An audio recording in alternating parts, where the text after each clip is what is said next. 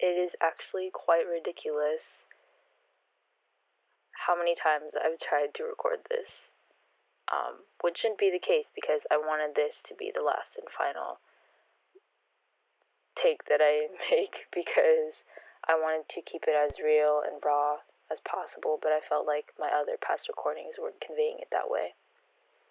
I wanted to introduce something more open on my channel like this because I feel like I haven't really told many people this, and it just kind of lifts some weight off my chest because,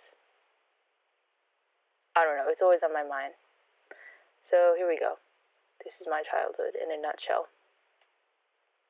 Me growing up, I am thankful to have a very positive, stable home. And I grew up in a relatively suburban, predominantly white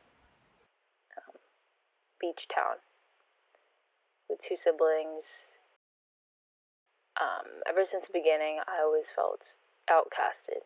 From the start, I never looked at things the same way kids my age would look at it. I always felt like a little bit more ahead of the game. It sounds kind of stupid, but I felt more mature and older than I actually was living as a kid. I don't know if that makes any sense from what I'm saying, but I'm not really the best with words. I didn't really have a way of conveying what I felt through words, so that left me to express myself in another medium, such as art, and I was very passionate about this as a kid. I still am today, and my goal was never to create art for a living. It was always live to create art, if you know what I'm saying. And that's always just been my motto. That's just how it was. And since doing that as a kid, it's allowed me to express myself in ways that I don't think words ever could.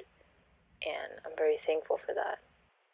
I never really grew up with a stable group of friends, nor a stable friend in general. It was always kind of all over the place. And I don't know if that reflects me as a person, but I think it just represents life, where people come and go, and at the end of the day, you see who's really there for you, and that's what reflects your relationships with people and how much you should cherish them for being there for you and supporting you. And if no one's there for you at the end of the day, you always will be. And I think that's just something I hold dear in my heart. Through thick and thin, like, I always have myself. And I always knew that as a kid. And that was my life. I don't know. Should I cut it here?